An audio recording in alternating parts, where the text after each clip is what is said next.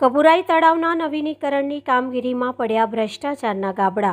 વડોદરા મહાનગરપાલિકા દ્વારા વડોદરા શહેરના વિવિધ તળાવને નવીનીકરણ કરવામાં આવી રહ્યું છે, ત્યારે વડોદરા શહેરના કપુરાઈ તળાવને પણ 6,14,73,001ના ખર્ચે નવીનીકરણ કરવામાં આવી રહ્યું છે। એક બાજુ નવીનીકરણ ચાલુ છે, બીજી બાજુ તળાવની અનેક જગ્યાએ ગાબડા પડી ગયા છે। આ તળાવમાં આવતા વરસાદી પાણી માટે કોઈ જગ્યા રાખવામાં આવી ન હતી। કપુરાઈ તળાવને કરોડો રૂપિયાના ખર્ચે નવીનીકરણ કરવામાં આવી રહ્યું છે, ત્યારે વડોદરા મહાનગરપાલિકાના અધિકારીઓ દ્વારા નિરીક્ષણ કરવામાં આવતું નથી।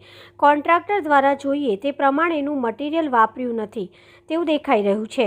18 મહિનામાં કામગીરી પૂર્ણ કરવાની હતી, તેમાં પણ કામગીરીના નામે હલકી કક્ષાનું મટીરિયલ વાપરીને કોન્ટ્રાક્ટર ભ્રષ્ટાચાર કરી રહ્યા છે।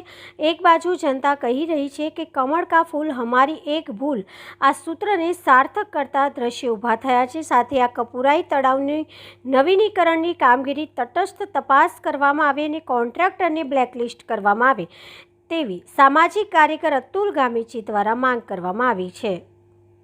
વડોદરા શહેરનું આ કપુરાઈ તળાવ છે અને આ કપુરાઈ તળાવમાં આપ જોઈ શકો છો કે મસ્ત મોટા ગાબડા કિનારે પડી રહ્યા છે। ગાબડા પડવાના કારણે અહીંયા સળિયા પણ દેખાતા નથી, બહાર દેખાઈ રહ્યું છે। જે રીતના વડોદરા મહાનગરપાલિકાના સ્માર્ટ સિટીમાં જે રીતના ભ્રષ્ટાચાર ફૂલ્યો ફાલ્યો છે, આજે કપુરાઈ તળાવમાં ક્યાંક બહાર દેખાઈ રહ્યો છે અને આ ગાબડા પડવાથી કોઈ પણ સળિયા અંદર દેખાતા નથી। જે પીસીસી કરવાનું હોય તે પણ દેખાતું નથી। ક્યાંક ને ક્યાંક વડોદરા મહાનગરપાલિકામાં જે રીતનો ભ્રષ્ટાચાર ચાલી રહ્યો છે, ફૂલ્યો ફાલ્યો છે, આજે બહાર પડ્યો છે। મેયર સાહેબને, વડોદરા શહેરની જનતાને મુખ્યમંત્રી વારંવાર ટકોર કરે છે કે વડોદરા પાછળ કેમ છે, તો આવા ભ્રષ્ટાચારના કારણે વડોદરા પાછળ છે। 6 કરોડ રૂપિયાના ખર્ચે જ્યારે નવીનીકરણ કરવામાં આવતું હોય, કામ ચાલુ હોય અને ગાબડા પડતા હોય તો ક્યાંક ભ્રષ્ટાચાર તો થયો છે તે અહીંયા સાબિત થાય છે।